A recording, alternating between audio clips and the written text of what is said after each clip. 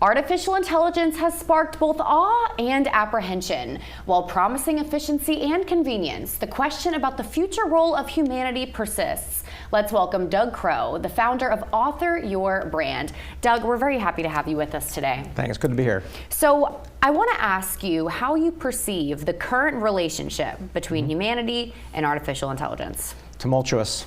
Okay. Scary, exciting, and all wrapped up together. Yeah. You know, there's a lot of advantages. You know, when the technology comes on the scene, there's always people that are excited and those that are fearful for it. And this is no different.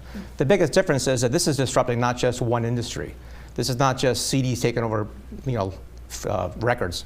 This is disrupting almost every industry out there, so it's a lot more tumultuous. And you understand the fear, right? And you Totally. also understand the excitement. I had both. Yeah, same. and I think it's interesting with the fear because it's kind of something that we can't stop. No. So what do we do? No, the toothpaste is out of the tube. You cannot stop this. There's a lot of attempts to regulate it. I've been talking to a lot of senior people at major corporations trying to figure out how they can monitor that. But for the regular people, it's a great tool to use. I mean, treat it like Excel or your dishwasher. It's a tool. There's some things it can do much better than humans. There's some things it can never do that we do. So Author Your Brand, you're the founder of that. Yeah. How do you use AI in your personal work? I love that question because when it first came out, I was one of the fearful ones. I'm like, oh my gosh, this thing's gonna write, we don't need ghostwriters or copywriters or editors anymore.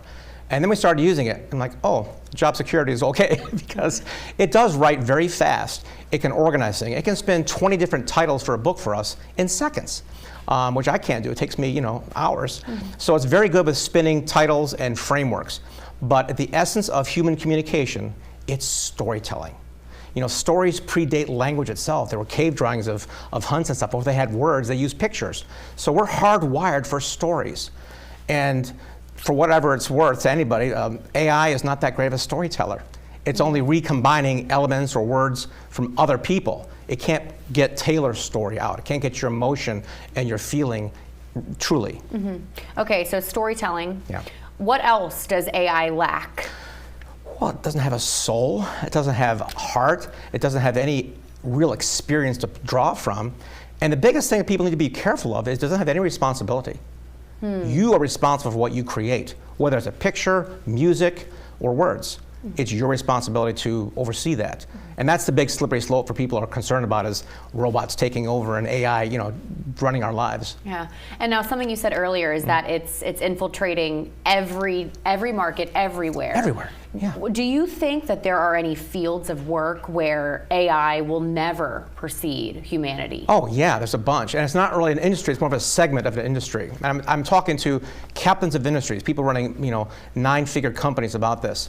And one of them, he's went from 15 million to 3 billion or $300 million in just a few years. And he's got to adapt his technological business using AI. But his core message in his business is what we're doing right now, having a conversation of human beings. And relationships, that's a human experience. Yeah. Have you ever had a relationship with a bot? No. Not a good one. No. Give me a human being. I don't want to talk to this thing anymore, right? Yeah. So the relationships are always going to be a human experience that maybe someday a robot AI thing will resemble a human like a, you know, an android or something, but for right now, we're still unique. So how do we as employers and people who are working, how do we stay valuable and important? The best way to do that is to embrace it and train your people how to use AI to make their jobs more efficient. We have a lot of people all over the world working for us. And oftentimes they're doing manual, you know, digital type labor. AI can cut back down to, you know, 80% of their labor is now automated. Yeah. I'm not letting go of that a single person.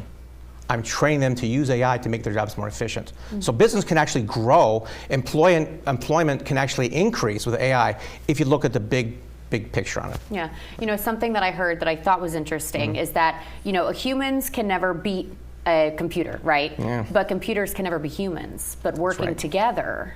Oh, I love that. It's Very unstoppable. good. Can I borrow that? I like that. Yeah, you can have it. You can have it. Good. So, okay, so tell me a little bit about Author Your Brand. Author Your Brand started out as a ghostwriting company. You know, I had a big dip in my life years ago, and I wrote a book about it. It was awful. And I went back to some people that I've met, and like, how do you make these books, you know, work? oh, Doug, we're best-selling authors. I'm not a best-selling writer. So I learned to use a journalist, ghostwriter, editing, design team to craft a well-positioned book. So we launched that 14 years ago, and now we've moved into speaking and media and trade shows and a bunch of things to help our clients build their personal brand. Wonderful. And now where can we go to learn more information about that? You can go to authoryourbrand.com. Authoryourbrand.com. Yeah. Awesome, Doug. Well, thank you so much for joining us today. Thank you so much. We're back after this.